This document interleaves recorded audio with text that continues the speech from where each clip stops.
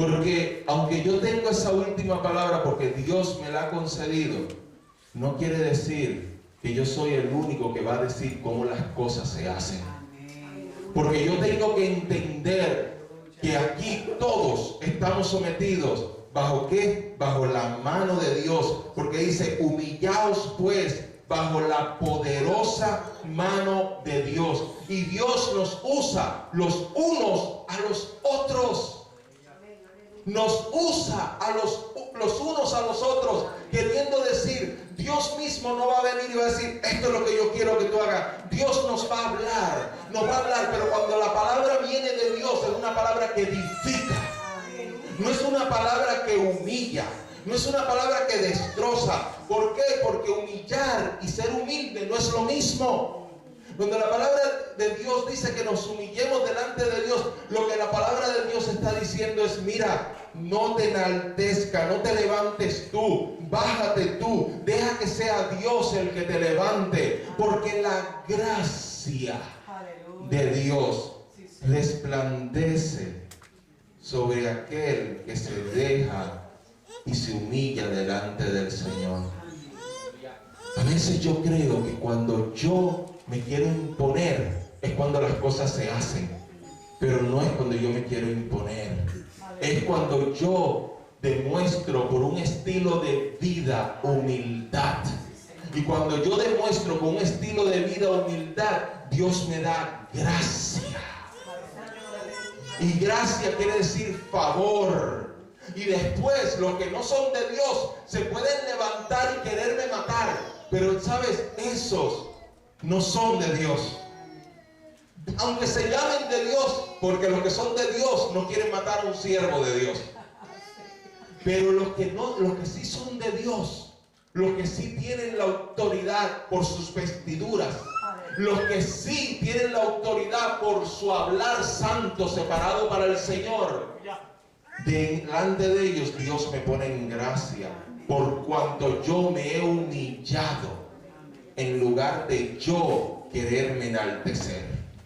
El que busca los aplausos no recibirá la recompensa del cielo. Hay muchos que hacen las cosas para que todos los vean, para que después les aplaudan. Pero aquel que hace las cosas cuando Dios lo está viendo, Dios le da los aplausos. Y se lo da en la misma congregación, entre los mismos hermanos, porque le pone en favor delante de ellos. ¿Sabes que cuando más Dios levanta a una persona, menos esa persona puede disfrutar de la vanagloria de la posición en que está? Escúchame. ¿Qué es lo que es disfrutar? Disfrutar en la carne. Hay personas que les gustan los aplausos. Y tú lo ves que se hacen cantantes para el Señor porque empiezan amando al Señor. Comienzan deseando darle al Señor lo mejor. Pero tú notas la diferencia según el tiempo va pasando. Su forma de hablar cambia. Su forma de tratar a las otras personas cambia. Su humildad ya no está ahí.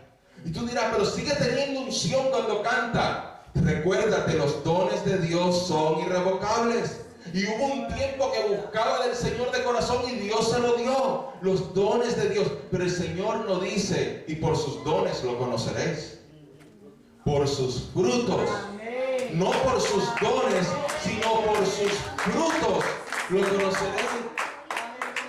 Yo dejé de ir a Expolí porque yo fui a Expolí buscando un lugar donde alababan a Dios, donde buscaban de Dios y donde servían a Dios. Pero yo lo que me di cuenta y lo que yo encontré allí fue un lugar donde mercadean lo de Dios y donde tratan a todo el mundo. Si tú no tienes un título o una posición, no te acerques. O si tú no tienes el dinero, no te acerques. Y sabes, yo conocí esas vestiduras en el mundo. Yo sé cómo el mundo trata. Porque el mundo te trata dependiendo de a quién tú conoces, de cómo tú vistes, de cuánto dinero tú tienes. Ese es el mundo. Pero la iglesia de Cristo no es eso. La iglesia de Cristo no es que yo voy y abrazo a la esposa del pastor y a la otra hermanita que no es la esposa del pastor, le paso por al lado y ni siquiera la saludo. Eso no es la iglesia de Cristo. La iglesia de Cristo no es que yo le doy los primeros lugares y los honores más grandes a los diezmadores más grandes de la iglesia y al humilde que tiene un empleo que da con tanto sacrificio esos $20, ni siquiera lo llamo ni me intereso por él. Eso no es la iglesia de Cristo. La iglesia del Señor es una iglesia humilde y es una iglesia donde el corazón tiene que ser humilde. Y el pueblo tiene que ser humilde y tenemos que reflejar esa humildad, estemos en abundancia de dinero o estemos en poco, tenemos que reflejar esa humildad. La humildad es un estilo de vida, es un estilo de vida, no es solamente un día en que yo me siento así. Ve conmigo a Romanos capítulo 5, porque así como por la desobediencia de un hombre, los muchos fueron constituidos pecadores, así también por la obediencia de uno, los muchos serán constituidos justos. El enemigo más grande de la humildad es la desobediencia, y el amigo más grande de la humildad es la obediencia. Aquella persona que le cuesta trabajo ser obediente, le cuesta trabajo ser humilde. La obediencia no es solamente algo bueno, sino es la razón por la que Cristo logró la victoria. Porque se hizo obediente y obediente hasta la cruz. La obediencia no es algo que nosotros deberíamos de tratar de ser obedientes. Hay personas que dicen, yo estoy tratando de ser obediente. ¿Sabe lo que eso me quiere decir? Yo estoy tratando de ser cristiano.